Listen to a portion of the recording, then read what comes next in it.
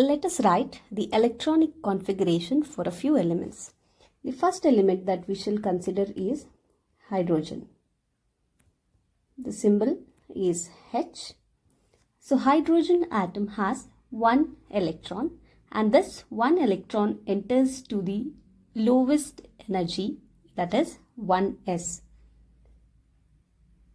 So one electron is entering to 1s orbital, can be written as 1s1. In order to write the orbital diagram notation, let us consider the orbitals in the form of boxes. Let the first box represent 1s orbital. This is 2s, this is 2p. Three boxes represents px, py and pz orbitals.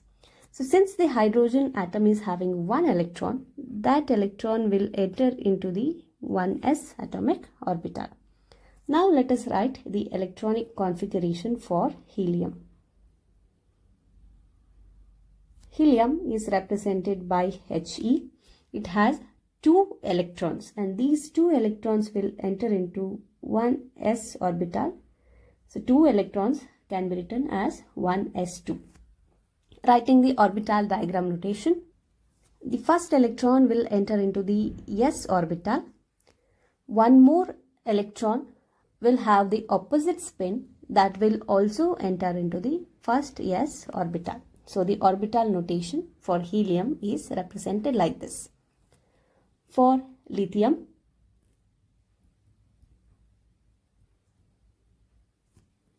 representation is Li. The atomic number is 3, which means that it has 3 electrons. So the first 2 electrons will enter into the lowest energy, it is 1s2, and the next electron will enter into the 2s orbital, so it is 2s1. Representing the same in the orbital diagram notation, one electron enters into the 1s orbital, one more electron enters into 1s orbital with the opposite spin. Moving to the next level, it is 2s. One more electron will enter into the 2s orbital. Since one orbital can accommodate a maximum of 2 electrons, the third electron of the lithium will go into the next orbital. So this 2s orbital can accommodate one more electron. Okay, that will be in case of beryllium. The symbol is Be. So the first notation we write it as 1s2, 2s2.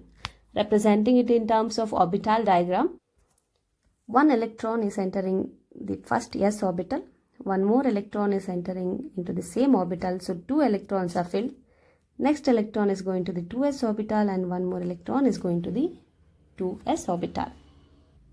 Now let us write it for boron with the atomic number 5. So the electronic configuration in SAPBDC notation is written as 1s2, 2s2, and one more electron will enter the p orbital. That is, it will go for px orbital. Filling the electrons into the orbital diagram, 2 electrons in the 1s orbital, 2 electrons in the 2s orbitals, and the next electron will enter into the 2p orbital. Similarly, for carbon, the atomic number is 6. It means it has 6 electrons. So we can write the electronic configuration as 1s2, 2s2 and 2p2. In terms of orbital diagram, first electron will enter into 1s orbital. The second electron with opposite spin also will enter into 1s orbital. Next 2 electrons will enter into 2p orbitals, and the fifth electron is entering 2p orbital. Now where the sixth electron will go? It will not pair up here, since px, py and pz atomic orbitals have the same energy. The next electron will enter into the py atomic orbital. And this filling is according to Hund's rule of maximum multiplicity. Similarly, for nitrogen, electronic configuration is 1s2, 2s2, 2p3, and in terms of orbital diagrams, fifth electron is entering 2p orbital, sixth electron is entering the py orbital, and the next electron will enter into the pz atomic orbital.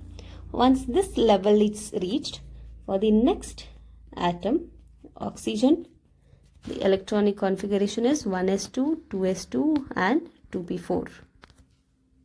Now let us fill the electrons into the orbital diagram.